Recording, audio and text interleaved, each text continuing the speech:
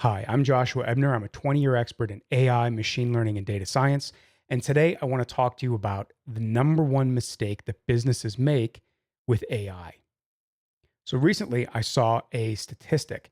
There was a survey done of some companies over the last year or so, and they asked them whether or not they're seeing strong value from their AI projects. And according to this particular survey, upwards of 80% of companies are failing to see the value from AI. Now, on one hand, I find this to be very unusual because I know that AI can provide a lot of value to most businesses if it's implemented properly. On the other hand, I have seen a lot of projects where there were some serious mistakes made right towards the beginning of the project that almost doomed the project to failure. So, the number one mistake that I'm seeing is that companies are failing to think about the metric that they're trying to drive with their AI system. Let me explain a little bit further. In business, there's really only three major goals. Number one, you're trying to make money, top line revenue. Number two, you're trying to typically make profit. Another way of saying this, and it's slightly different, but you're trying to make profit or cash flow. In fact, Jeff Bezos is kind of notorious for focusing on free cash flow. But setting that aside, it's number one, make revenue. Number two, profit and or cash flow.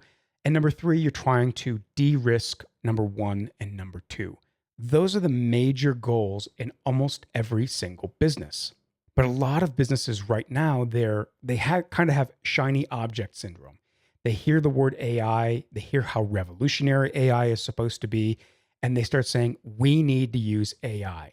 All our competitors are doing it, everyone else is doing it. So now we need to use AI. Let's get someone in here and build something.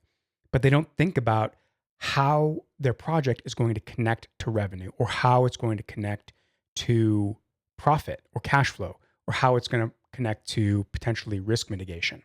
There's also downstream of those three things revenue, profit, and risk mitigation. There are some other more specific metrics. For example, especially in a marketing context, there are things like long term value or lifetime value of a customer, LTV. It's how much value that a particular customer is going to bring over their lifetime relationship with the company. It is a very important metric in marketing. There's another associated metric called customer acquisition cost, which is kind of what it sounds like. It's how much are you spending to acquire a customer? And then further, LTV to CAC, there's a ratio that you can calculate, and that can give you a lot of information about the health of your marketing plans. So you have metrics like revenue, profit, LTV, CAC.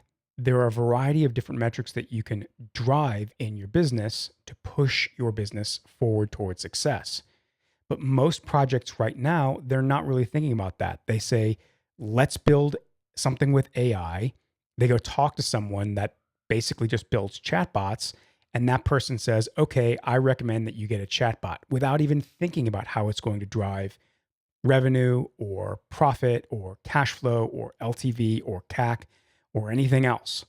They're just building AI because they think it's what they're supposed to do.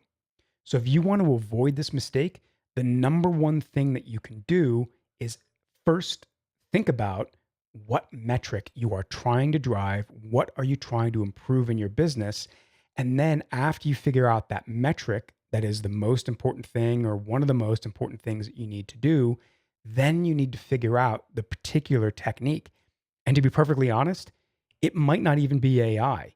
If you need to drive revenue and you have a product business or a marketplace, much like Amazon, for example, you're probably not going to build any sort of LLM style system. You're probably going to build a recommendation engine. So you need to think about the metrics first and then think about how you want to use AI or any other technique to drive that particular metric.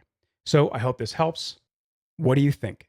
Does this sync up with your experience? Are you seeing people kind of get shiny object syndrome and decide that they want to use AI without thinking it through properly?